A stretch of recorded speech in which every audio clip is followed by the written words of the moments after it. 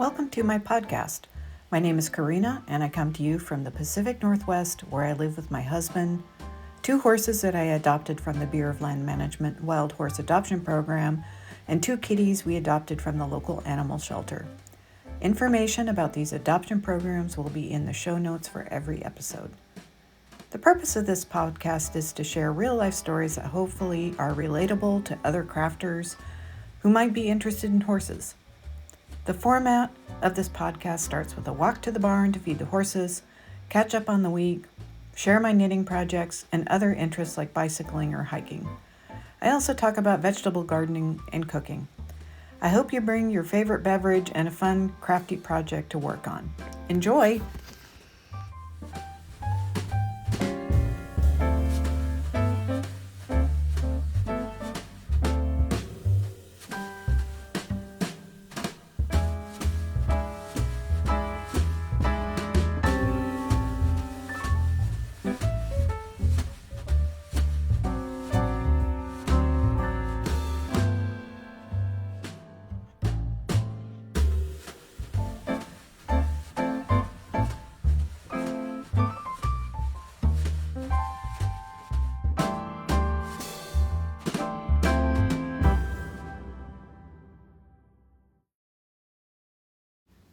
Apologies that I had my phone in photo mode and not video, so there is no usual introduction here.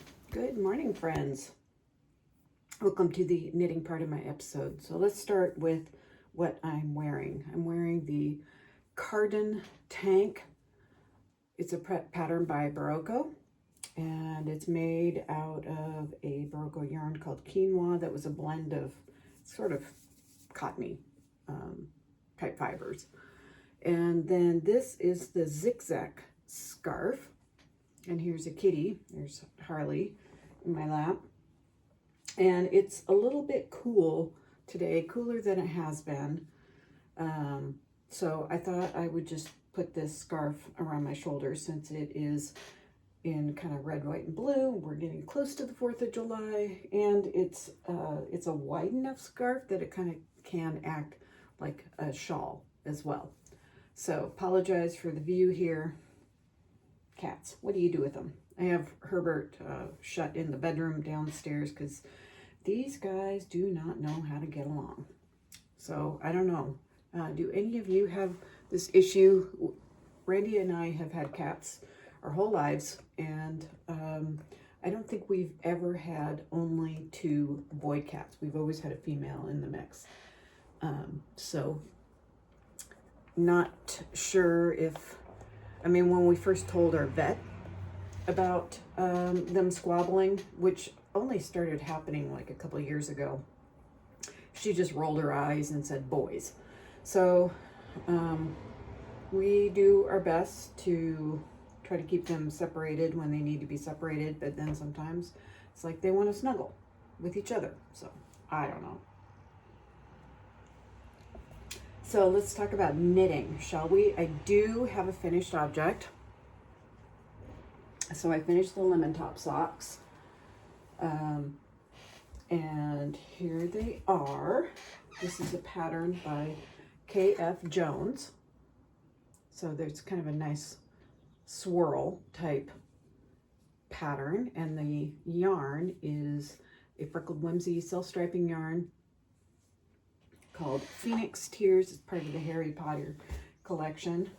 I have, out of a 100-gram skein, I have about 53 grams left, so I will probably make another pair of socks using a different pattern at some point. So that will go back in my stash. As far as whips go, I've really only worked on these socks and my Staffin tank, which is in this bag, made by my mom. Oops, there he goes. Okay, I'm not sure what he found was more interesting. So I have made some progress on it, and I'm almost done with the body. So this is what it looks like. I should try it on here soon before I finish. The yarn is a fingering weight yarn. This pattern comes, no, it's DK weight. This pattern comes in several you can make a T, you can make this tank. It has fingering, DK, and I think even worsted weight options. So it's a cool textured pattern, as you can see here. So I'm looking forward to finishing this up. This is actually for a knit along that ends July 1st, or maybe June 30th. I'm not sure if I'm going to finish it or not. So we'll see, but this will be my priority. I did not bring my sock arms cardigan up with me because I just really haven't worked on it. So I'm afraid I don't have a lot of knitting content today.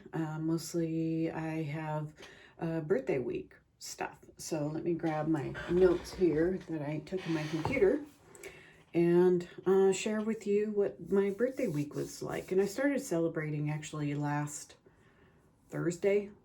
I had Thursday off. And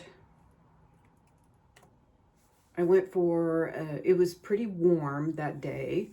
I went for a bike ride in the afternoon. I track my bike rides and sometimes hikes if I go on Strava, which is an app. I have it linked in the show notes if you are interested in following along, or you are a Strava user yourself. Please let me know. I'm happy to share with you on that. I was going to compare it to Ravelry, although honestly, I don't know what my username is for Strava. So if that is something you're interested in, feel free to let me know. You can let me know via email, which is in my show notes, or Instagram. You can DM me. My handle is Winnies and Knits, just like the podcast. So it was pretty nice. I mean, the weather was really agreeable, like 70-ish degrees, and sometimes even warmer. And then it just started the rain came in yesterday. It was very light, but it's been raining all night. Both horses were wet. It's still, kind of dusty underneath the layer of wet ground. But it's supposed to rain all week, so that's totally fine with me. We need it. What else? So let's see. Started celebrating on Thursday. Friday night we went out to dinner with my sister-in-law and her family, and that was fun. And that day, by the way, I had a lesson with Bragi, and again, I did all the handling myself. Bragi was really good. We got to advance his understanding of how to handle pressure. So that is something that I think is a very important concept in horsemanship, is that horses put pressure on each other all the time to sort of communicate, I guess, is the best. Like, hey, that's my pile of food, or this is my tree, or maybe, they want to groom each other or hang out, or they want to play. So they put pressure on each other all the time. And horses get stressed out when they don't understand pressure. And Bragi hasn't understood pressure in the way that other horses do. I mean, some horses will just sort of take it and maybe shut down a little bit. I would say that Odin has more of that tendency, but he's also more confident and more curious.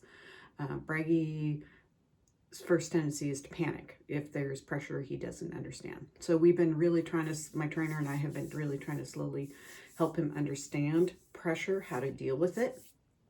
And it's working pretty well. So I feel like every week that we get together, we make a little more progress on his training. So we have been working on getting his attention and putting pressure on him when his attention wanders.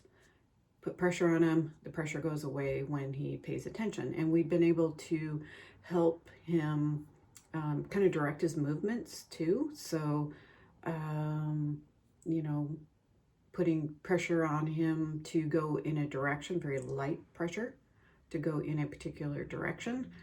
And he was able to do that. I mean, at first he would trot off. He's like, oh my God, I don't know what to do. So he'd run away. And then I'd have to put pressure on him to get his attention again. Just a moment. The plumber is here. He just pulled up. So stand by. I'm going to shut the door. Okay. Randy's here to help let the plumber know what to do. They're going to look at our water softener, and also our kitchen sink has been draining pretty slowly. So that's what's going on there. Anyway, back to pressure. So what have we been doing with Bragi is, again, trying to help him to understand pressure. So when it's directional or driving pressure, there's, I think, 3 different kinds of pressure, and there's driving pressure, rhythmic pressure, and then I'm not remembering the other one at the moment. It may come to me. Anyway, I've been practicing driving pressure, which Bragi does not like. That's oftentimes too much pressure for him.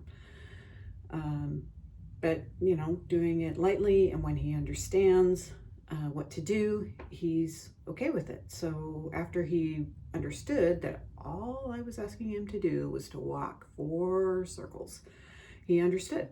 So he did it in both directions, and he was great.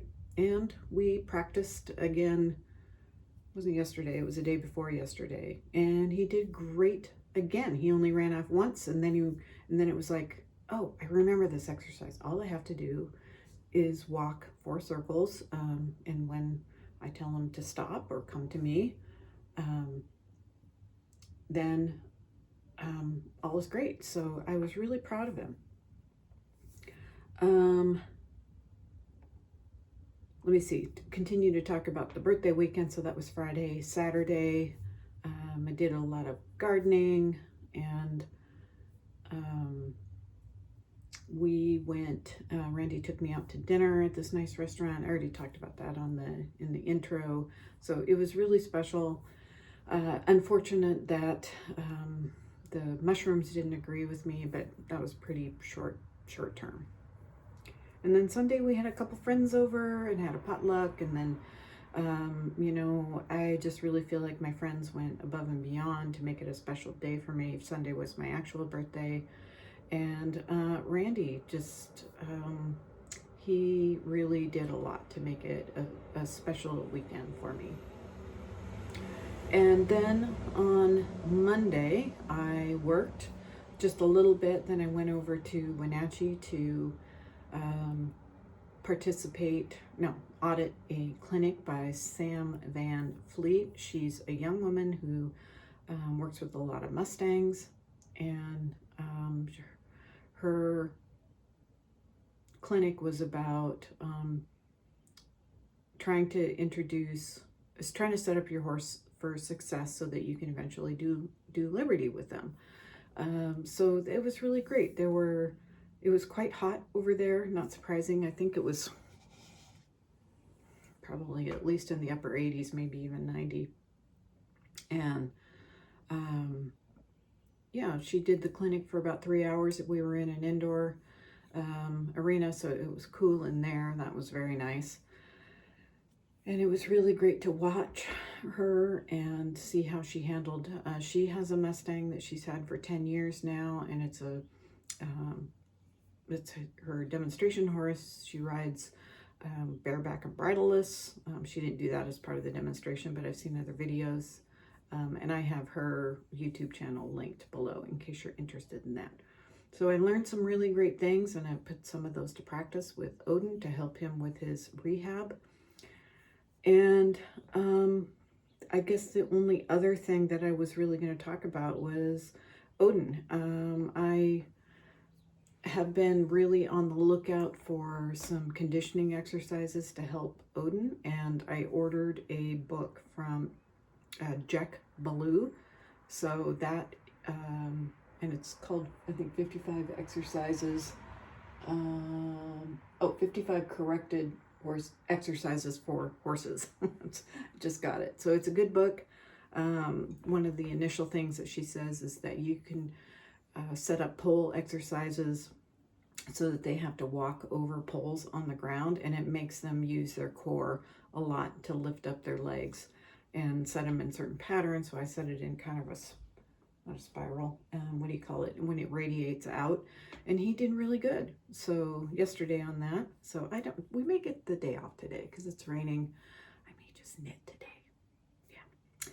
So I also put that in the show notes if you are interested in that resource as well. So this is probably going to be one of my shorter episodes just because I didn't work on much of anything except those 2 projects. So I hope that you are doing well and that you are getting lots of knitting done. And if you have pets or livestock, you are enjoying them. So take care, everyone, and I'll catch up with you next week. After these sock pictures, you will see a series of photos from the Sam Van Fleet Clinic, plus my bike ride. Thanks for watching.